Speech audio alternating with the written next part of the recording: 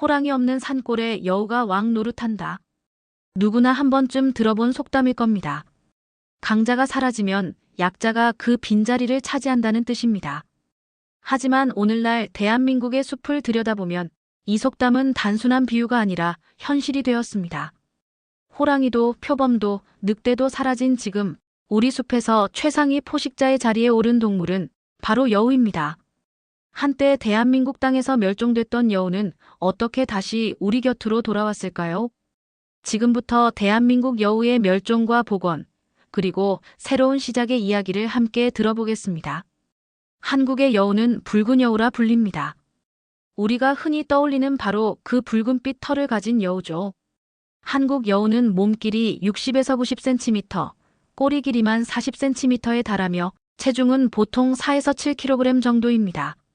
붉은 갈색의 털과 흰 가슴, 검은 다리와 귀, 그리고 무엇보다도 풍성하고 긴 꼬리가 특징입니다. 야생에서는 평균 34년 정도 살지만 사육 환경에서는 10년 이상 살기도 합니다. 주로 야행성이며 청각과 후각이 매우 발달해 눈에 보이지 않는 먹이도 찾아낼 수 있습니다. 이들의 주식은 들쥐와 메토끼, 작은 새와 곤충들이며 가끔은 과일과 열매도 즐겨 먹습니다. 한 마리 여우가 숲에서 차지하는 역할은 작지 않습니다. 설치류와 토끼 개체수를 조절해 숲의 균형을 유지하고 농경지의 해충을 줄여주는 고마운 존재이기도 합니다.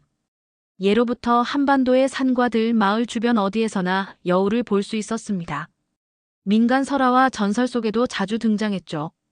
사람으로 변하기 위해 사람의 간을 먹는 구미호 이야기, 사람을 속이는 교활한 모습 등 우리 문화 속 여우는 늘 요사스럽고 꺼림칙한 존재로 묘사되었습니다. 그러나 현실의 여우는 요괴도 해로운 짐승도 아니었습니다. 작지만 날렵한 몸으로 숲을 지켜내는 작은 포식자, 한반도의 생태계를 오랫동안 떠받쳐온 소중한 동물이었습니다. 20세기 들어 대한민국의 여우는 급격히 사라져갔습니다. 그 배경에는 여러 요인이 있었습니다. 첫째, 모피 산업의 성장입니다. 여우의 털은 따뜻하고 빛깔이 아름다워 고급 모피로 거래되었습니다. 이 때문에 여우는 대규모 사냥의 대상이 되었습니다. 둘째, 문화적 편견입니다. 구미호와 같은 전설과 이야기 속에서 여우는 늘 부정적으로 묘사되었습니다. 그 영향으로 여우는 잡아야 할 요물로 여겨졌습니다. 실제로 일제강점기와 해방 이후에도 해로운 동물 포획 장려금 제도가 이어졌습니다. 오늘날 외래종을 박멸하기 위한 제도와 비슷하게 그때는 여우를 잡으면 돈을 받을 수 있었던 것입니다. 셋째, 농민들과의 갈등입니다. 먹이가 부족해진 여우들은 마을로 내려와 손쉬운 사냥감인 닭과 오리를 노려 사람들에게 피해를 입혔습니다. 이에 분노한 농민들은 보복성으로 여우를 포획했습니다. 피해 보상 제도가 없던 시절이었기에 이는 자연스러운 일이었습니다. 이 모든 이유가 겹치며 여우는 대한민국에서 1960년대 이후 사실상 멸종 판정을 받게 됩니다. 숲속에서 들리던 여우의 울음소리와 모습은 더 이상 찾아볼 수 없었습니다. 그렇다고 여우가 완전히 사라진 건 아니었습니다. 대한민국에서는 멸종했지만 북한과 중국, 러시아 극동 지역에는 같은 아종의 붉은 여우가 여전히 살아있었습니다. 이 사실은 중요한 의미를 가집니다. 대한민국 땅에서는 사라졌지만 같은 피를 이어받은 여우들이 주변 나라에서 명맥을 이어가고 있었던 것입니다. 이 작은 희망이 바로 복원 사업의 씨앗이 되었습니다. 다시 데려와 번식시키고 자연으로 돌려보낼 수 있다는 가능성이 생긴 것이죠. 2010년 환경부와 국립생태원이 본격적으로 한국 여우 복원 사업을 시작했습니다. 그렇다면 왜 하필 여우였을까요? 표범이나 호랑이처럼 과거 한반도에 살았던 다른 대형 포식자들도 있었는데 왜 여우가 선택된 걸까요? 이유는 분명했습니다. 호랑이나 표범은 이미 수십 년 전 완전히 멸종되었으며 넓은 서식지와 거대한 먹이 기반이 필요한 대형 포식자입니다. 오늘날 인구 밀도가 높고 개발이 활발한 대한민국에서 다시 복원하기란 사실상 불가능하며 성공하더라도 부작용이 일어날 것입니다. 반면 여우는 상황이 달랐습니다. 상대적으로 적은 서식지에도 적응할 수 있고 잡식성에 가까워 다양한 먹이를 먹으며 살아갑니다. 또한 토끼와 들쥐 개체 수를 조절해 숲의 균형을 지키는 생태계에서 중요한 중형 포식자입니다. 무엇보다 여우는 오랫동안 한국인의 이야기와 설화 속에 등장하며 익숙하고도 상징적인 동물이었습니다. 이 모든 이유가 모여 복원 대상종으로 여우가 선택된 것입니다.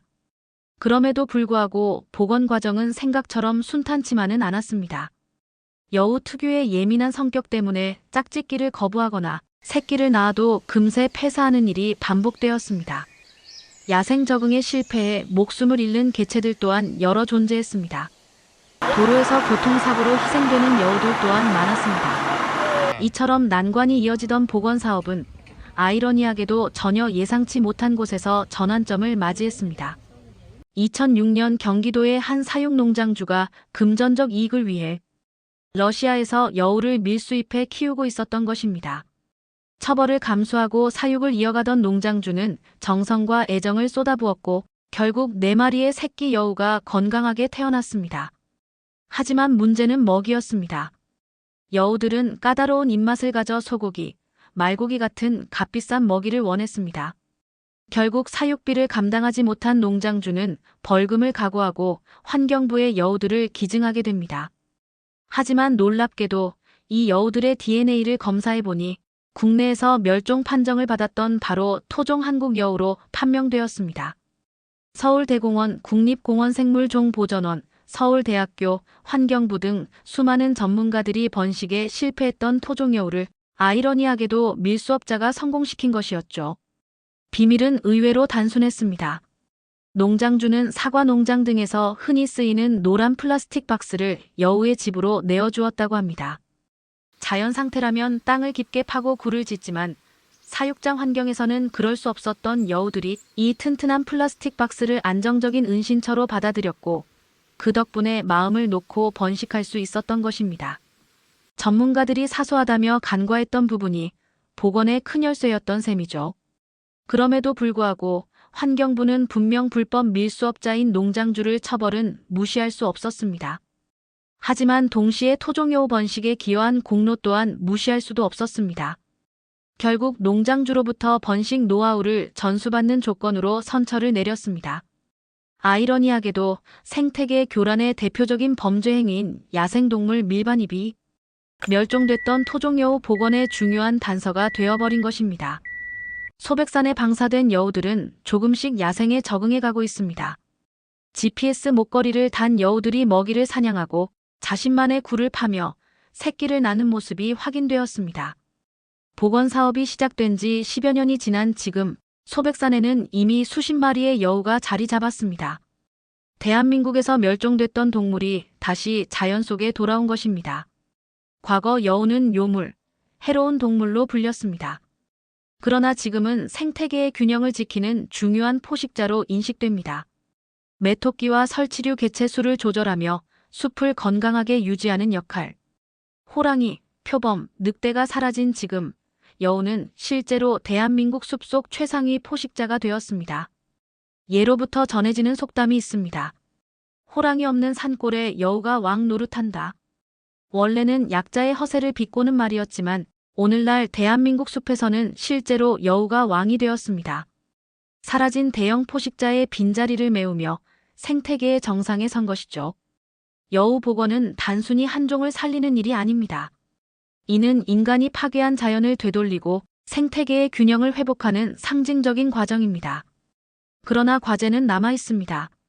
서식지 파괴를 막고 밀렵을 근절하며 또한 야생동물들이 도로에서 희생되지 않도록 야생동물 통로를 확보하기 위해 도로 위에는 생태 다리와 터널, 울타리 같은 시설들이 더 필요합니다. 그리고 무엇보다 대중의 관심과 지지가 이어져야 합니다.